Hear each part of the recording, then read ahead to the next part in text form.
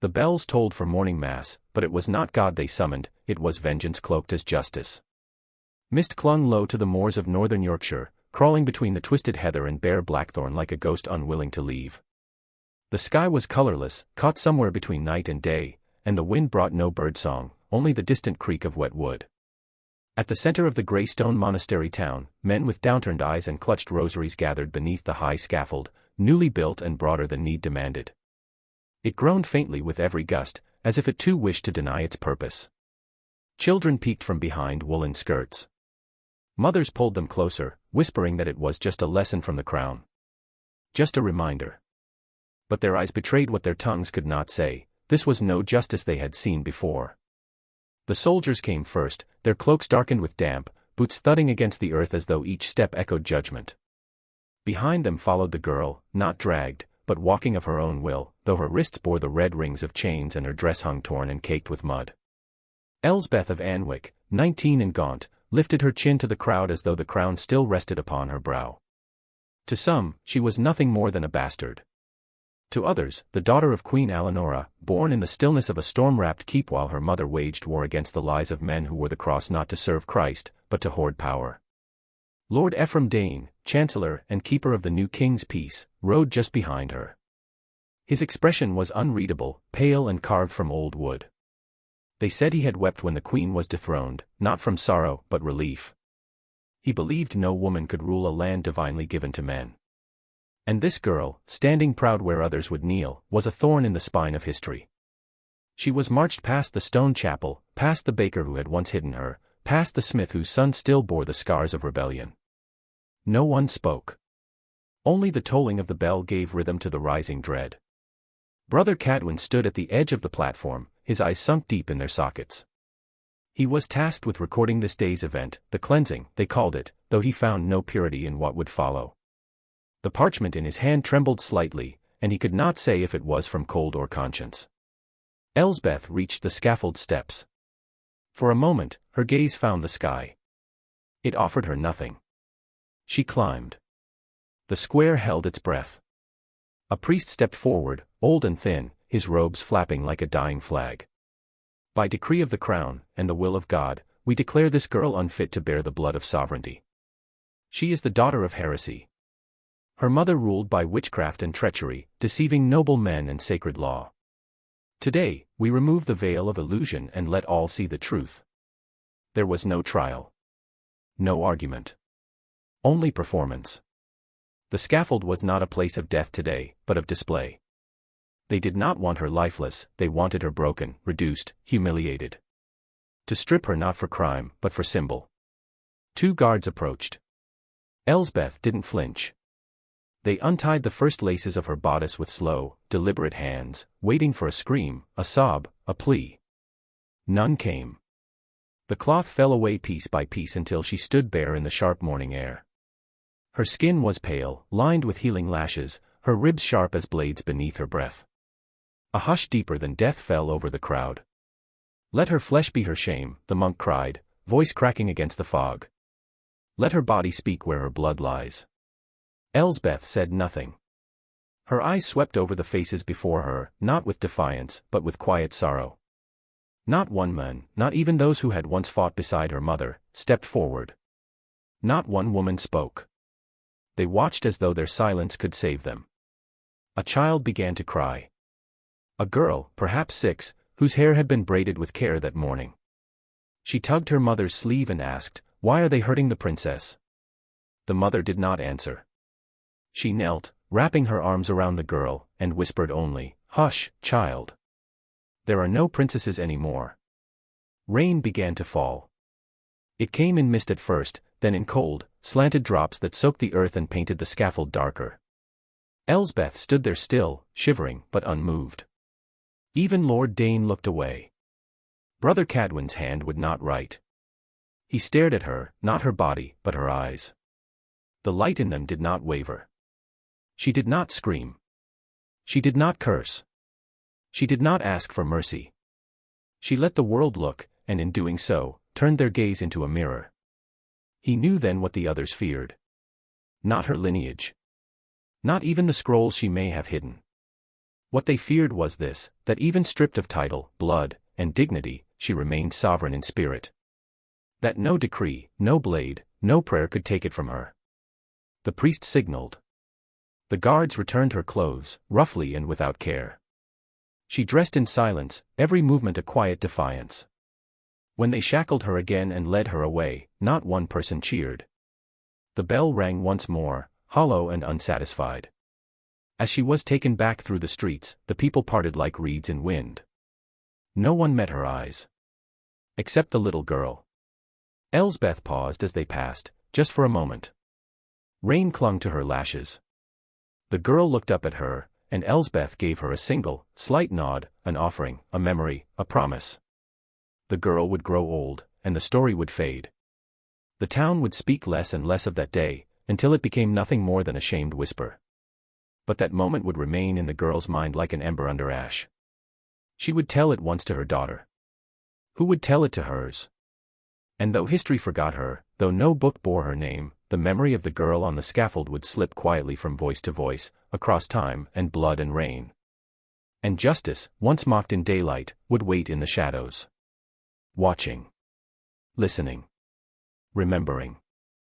That day, they broke her dignity. But they did not find what they feared most, the letters inked in ash, the proof hidden in parchment. The cell beneath Anwick Abbey was no longer a place for contemplation or prayer. It was a pit carved from damp stone, always wet, always cold. The walls wept without end, and rats moved like ghosts in the dark corners. Time had no shape here.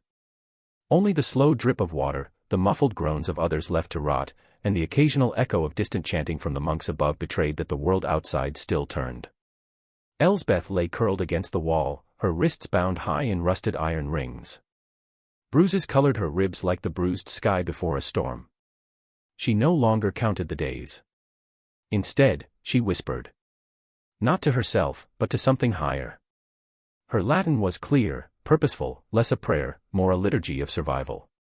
Words her mother had taught her in secret, pressed between pages of banned psalms and heretic verses. Each phrase was a flame. Brother Cadwin stood just beyond the bars, quill in hand, the parchment trembling as it rested against his knee. He was younger than most in the abbey, barely 20, and still uncalloused by the church's darker work. They had assigned him to record the rot, as Lord Dane called it. A daily chronicling of Elsbeth's confessions, her mutterings, her decay. But she gave them nothing. And he, though loyal in appearance, no longer knew what he served. This morning, she lifted her head when he entered. Her hair was matted with blood and mildew, but her eyes, those strange gray eyes like her mother's, still held the weight of defiance. Cadwin met her gaze and swallowed hard. They've ordered another ritual, he said quietly, though the guards would come soon regardless. The archbishop arrives in 3 days. They want something for him to see. Elsbeth smiled faintly, a crack in stone. They won't find it. There is no witch to burn, only truth they cannot read. He knelt. Elsbeth. Why won't you just say what they want? Say it was sorcery. Say your mother wore the crown by spell and not law. They'd let you live. My life is not theirs to give or take, she said. And I will not damn my mother's name to satisfy the men who murdered her. There was no time to argue further.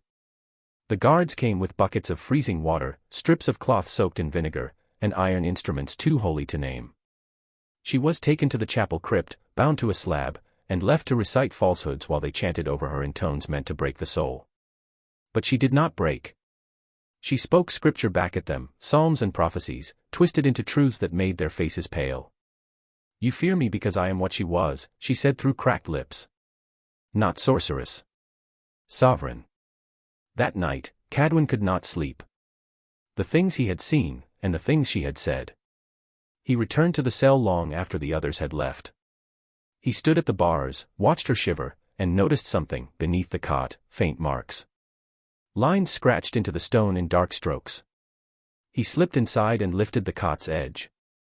There, in soot and spit and scraped stone, she had written. Latin. Names. A sigil. He gasped. You've been writing. Elsbeth turned slowly.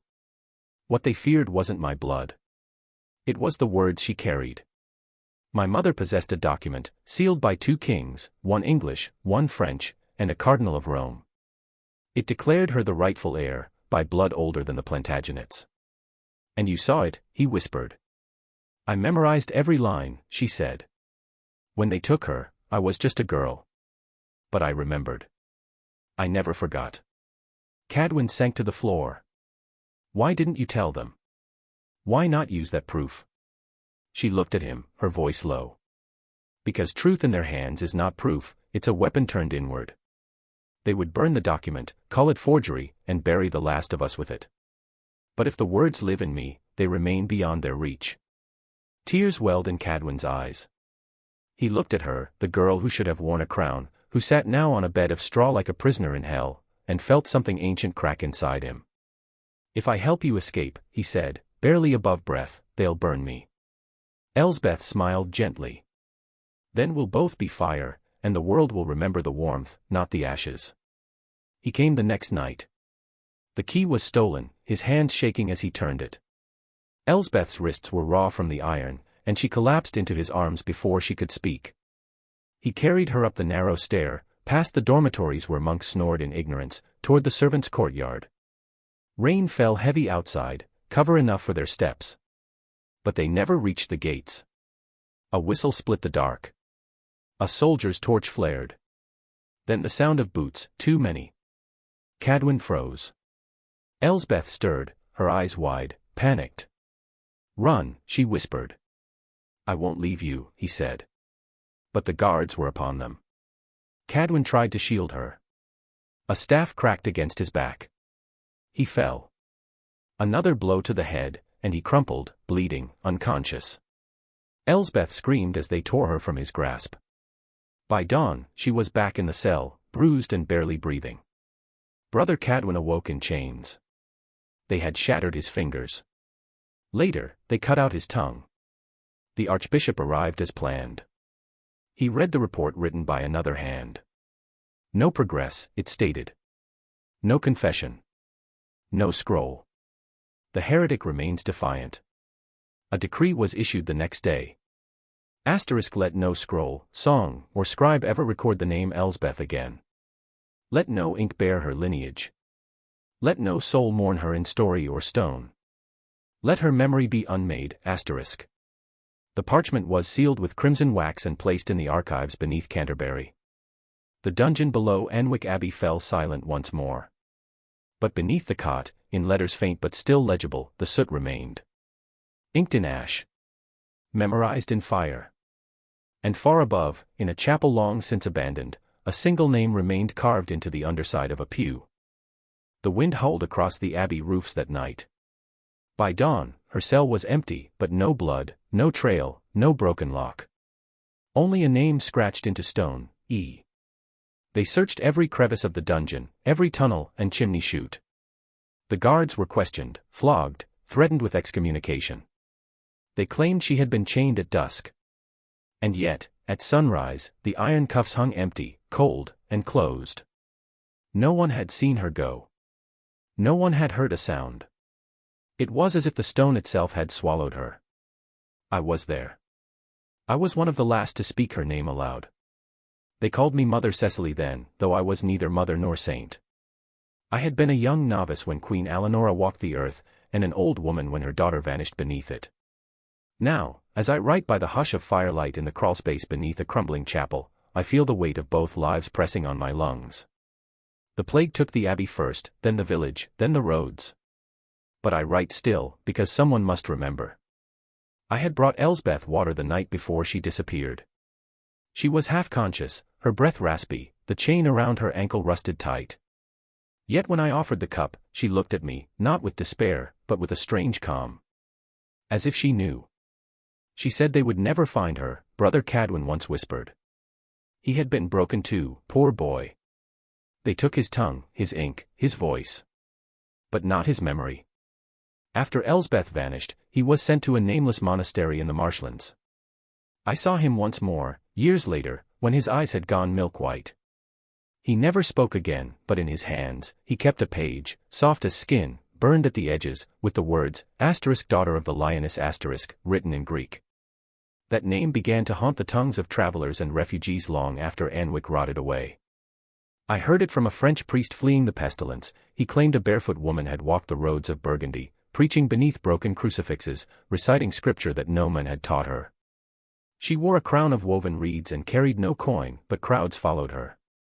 When asked her name, she only said, "I'm the flame that did not die." Years passed. The stories thickened. In a ruined chapel outside Calais, a stained glass window was discovered, shattered, half buried in dirt. When the light passed through it, one could make out a woman in chains, arms raised, a great book in her hands. Above her was a burst of golden sun. No one knew the artist. No one ever claimed the work. But scrawled beneath the image, in tiny Latin script, were 5 words. Vera est sed ignota est. She is true, but unknown. And still they searched for proof. Not because they wanted to honor her, but to bury her properly, to stamp out every last ember. In 1476, over 100 years after her disappearance, a monk cataloguing forgotten psalters in the vaults beneath Canterbury Cathedral opened a crumbling leather-bound book. It had no title. No markings. But within the binding, sewn deep into the spine, he found a scroll. Sealed with wax. Marked by 3 crowns, 1 English, 1 French, and 1 half-broken. He unrolled it by candlelight. The handwriting was delicate, almost sorrowful. The signature at the bottom read, E of A. Rightful blood, rightful flame. The scroll contained a lineage. Not myth, not fable, but blood, names, marriages, papal witnesses, royal seals. It declared Queen Eleanora the daughter of a line older than the Plantagenets, and her daughter Elsbeth the rightful heir to a fractured throne. The monk showed no one. He feared the church would destroy it. Instead, he copied it by hand, then resealed the original and hid it once more, this time in a foreign convent's wall. The copy was passed among quiet hands, through scholars, heretics, and truth-seekers. Then, like all dangerous truths, it vanished again. And now, I am alone. My hands ache. My breath stutters in the cold. The candle before me weeps its last light. I do not know if I will see morning. But I remember. I remember the girl who would not weep, even when they broke her bones. I remember her voice when it rose like thunder in the chapel's hollow silence. I remember the bruises, the chains, the prayers. I remember the eyes of the people who watched her stripped of everything, and still feared her power. Because even then, she ruled something none of them could touch. She ruled herself. They stripped her bare so history would forget her. But truth has a way of surviving, in the ashes, in the whispers, in the names they tried to burn. She was a daughter of queens, a bearer of light, a sovereign in silence. They never found her body. No grave was marked. No death was witnessed. Only that single letter, carved into stone. E. Some say she died in the night, taken by fever or angels. Others say she walked into the earth, back through the shadowed roots, into the place where old magic sleeps. But I know what I believe. I believe she escaped. Not just the prison, or the abbey, or even death, but the fate they wrote for her. And if you listen to the silence, truly listen, beneath the chants, beneath the scratching of the pen, beneath the centuries of lies, you might still hear the girl who did not scream. Elsbeth. The queen no chronicle claimed.